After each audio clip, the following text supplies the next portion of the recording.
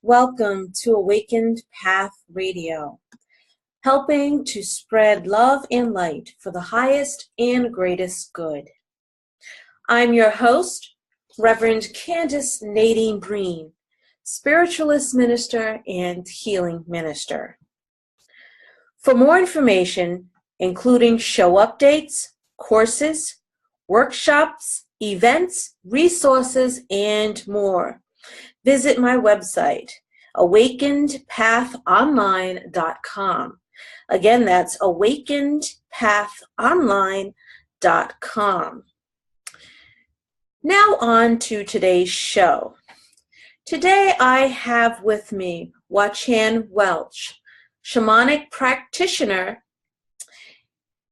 Shamanic Practitioner who has several years experience as a trained shamanic and Reiki 2 practitioner, psychic medium, spiritual teacher, and Native American flutist. He gives readings which may include messages from flutes, an intuitive flute song played with the Native American flutes, a unique and one-of-a-kind experience that touches the heart and soul, creating an even deeper spiritual transformation that's very profound on a deeper level. So let's welcome Wachian. Welcome to the show. Hi, thank you for having me tonight. All right. Now, as I had briefly said in the intro, one of your titles is a shamanic practitioner. Now, for those who are unfamiliar with the term, could you just explain to us what a shaman is? Sure. A shamanic practitioner is one who has disciplined himself or herself to expand their perception into this larger world of spirit or the consciousness for purpose of insight or guidance or healing on behalf of others. All shamanic healing revolves around restoring balance and harmony and health to the self and one's relationship with the world that's around them. Shamanic practitioners work with the spirit or the soul of the individual. It is a healing and problem-solving method, which is really unique, and it coexists peacefully with many religious traditions. Shamanic practitioners heal illness at the soul level. We all gain knowledge and insight from working with the spirits of nature, such as rocks and trees, the land, and gain knowledge from working with spirits of animals and humans and their ancestors. It's a tradition that's grounded in nature. The shamanism is compatible with beliefs that we see human beings in the earth as dependent upon each other for health and well-being. It also honors the personal power, intuition, and sacredness of each individual. Another difference is that a shamanic practitioner is clear about the patient's responsibility to take part in healing themselves. The shamanic practitioner's point of view is that no one can be healed unless they give their complete permission for the healing and take their responsibility and a part of it as well. So we all work together for the greatest good and to lift everybody up in light and healing. It was very good. It's a very good explanation. Thank you. Now, okay, so you already differentiated between shamanic practitioner and a shaman. In regards to a shamanic practitioner, what do you see as a shamanic practitioner playing in, what role do you see them playing in today's society? I know you said it was nature, a lot of, nature-based and all that, but how would that relate to the everyday person in society? What do you think? I believe like a modern shamanic practitioner is someone who uses the ancient knowledge through training and through spiritual guidance in the context of our present social and cultural environment. A person who's seeking healing for themselves or others, a shamanic practitioner can journey or meditate to work in work in tandem with our teachers and our guides to receive information from them as to what's the highest good for the individual or community, nature community, for whom they are seeking assistance or healing. Working with nature environment, that's to bring balance, harmony, understanding, and healing to the natural world as plants, animals, and beings. Teaching is a big part of that, and it's in love and compassion and bringing more and more of that light and love into our world. It's very important for that. Right. Now I know what journeying is, but the average person may not know what it means to do a journey in shamanism. Can you, like, in your own words, just briefly, like, enlighten those people out there who are like, what is a journey? Do I have to go somewhere? So.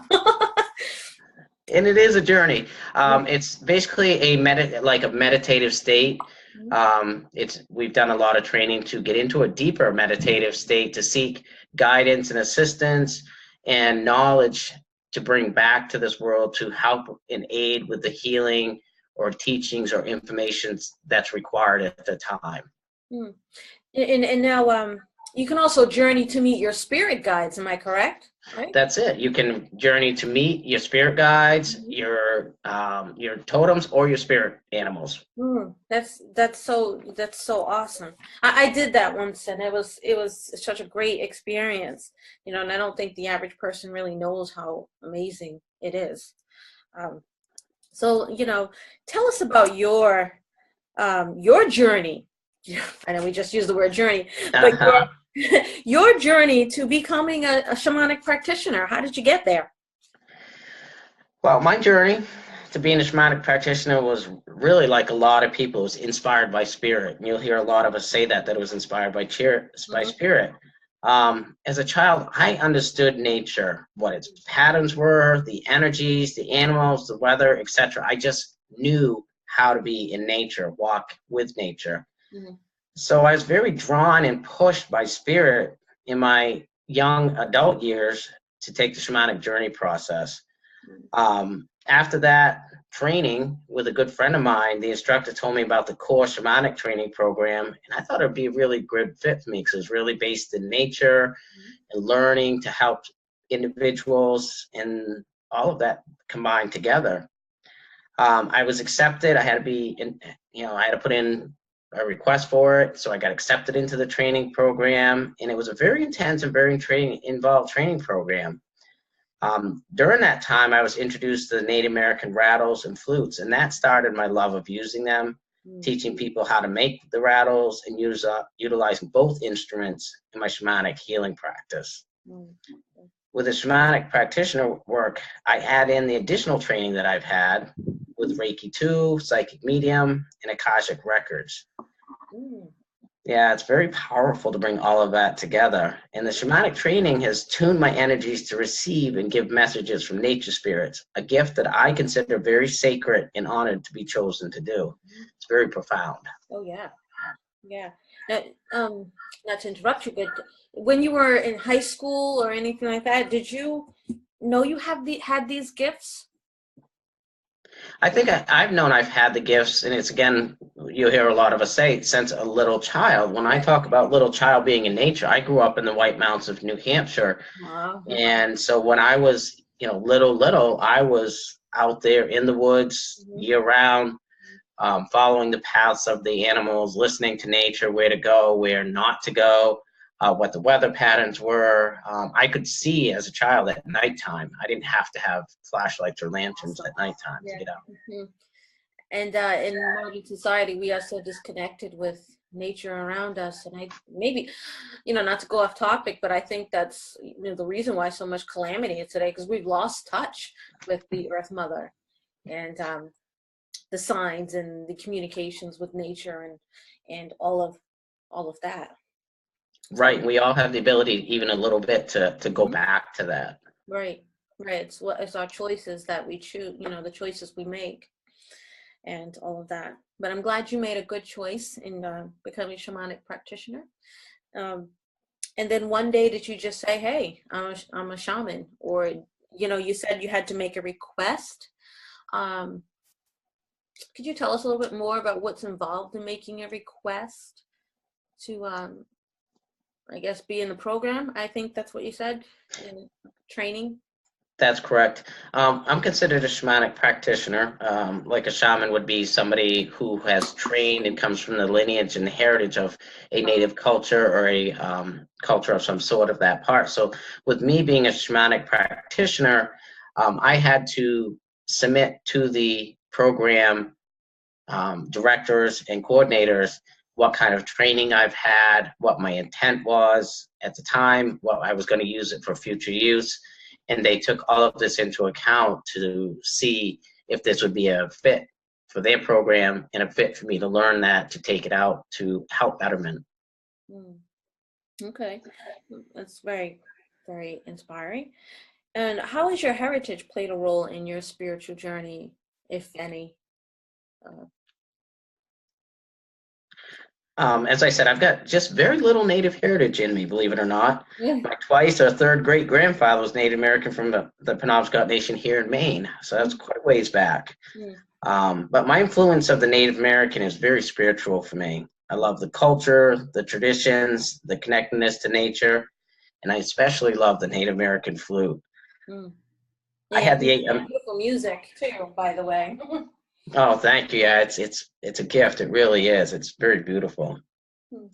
And I had the amazing opportunity to be taught by a native elder of the Penobscot Nation on how to make a Native American flute. Wow. Oh yeah, and we did everything by ceremony and hand, all hand tools, nothing electrical. The wood was a piece of lightning struck cedar, and it literally looked like a piece of firewood that was set down in front of us. And we spent a weekend praying over them, carving them by hand, and just working this whole thing and learning from him about how to honor the instrument and how to honor the music that was coming through. And finally, at the end of the weekend, we had these amazing Native American flutes taught by a native elder that he didn't teach a lot of people. So we were very gifted to have these beautiful instruments, and we were all like little kids running around the yard playing on our instruments, even though we didn't know how to play them very well yet. Like, we were having fun. That's great. That's great. And you have to actually touch the earth and make this beautiful instrument. And that is amazing. It actually brings it all full circle when you actually have a role in creating, not just creating music, but creating the instrument that you're going to use to play music. And I think that's a spiritual part as well. Just the whole, with the praying over it and the ceremony, that's amazing. That's absolutely amazing. And in addition to your practitioner work and shamanism, being a shamanic practitioner and Reiki 2 practitioner, what other services using your gifts do you provide? I also offer, with my Native American flutes, I offer sound healing. So I play intuitively. It's what that means. What I tune into what Spirit's telling me to play that's for the individual at the time. So that's for their healing, for their upliftment, to remove things that don't need to be there and bring more light in. So I do that with my Native American flutes. It's very powerful. And I also bring in my psychic medium readings and Akashic records with that as well. I'm also, as you said, Reiki 2. I'm an ordained independent spiritualist minister. So I love being a pastor at a spiritualist church. And then I also am an inspirational speaker to other churches and instructor of spiritual practices. And I'm very, very fortunate to do that with my wife as well, to teach spiritual practices. And in my way of giving back, I volunteer with my flutes at a local rehabilitation unit at a local hospital. And I've done it at veterans homes as well. And that's tomorrow night. I'm scheduled to go there tomorrow night. It's just a beautiful way to give back. Wow, isn't that nice? That's wonderful. And you said you and your wife, you teach spiritual classes?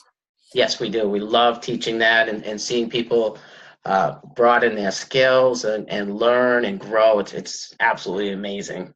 Is it like a psychic development class or different things what kind of things do you teach in your class?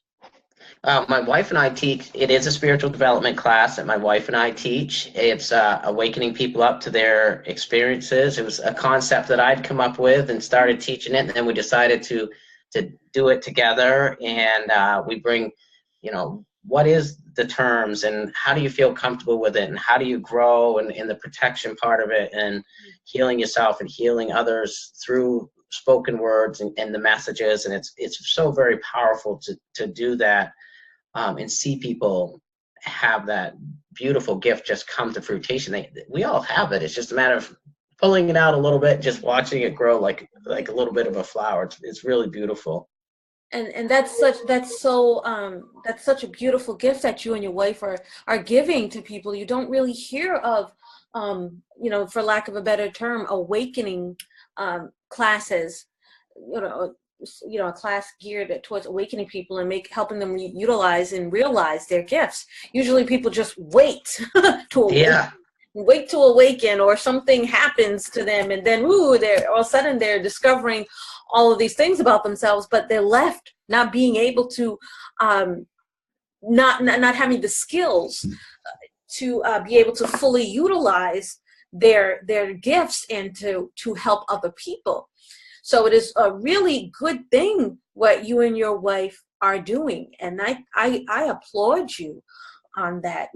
It's amazing that you are helping other people realize we all have gifts. We're not all awakened to it. Some of us are never get awakened to it. Not in this incarnation, but maybe in another one. I don't know. But that's really doing work for the highest and greatest good. And I applaud you and your wife for taking that on. That's wonderful. Thank you very much. I just, I love teaching. It's just a great gift to be able to see that. Mm-hmm. And it's good to help others as well. And that's what teaching is about. And that's fantastic. Now, do you have any future goals related to what you do? Anything coming up? I know you're doing that playing tomorrow, which is great. Mm-hmm. Anything else you have any projects or anything in the making?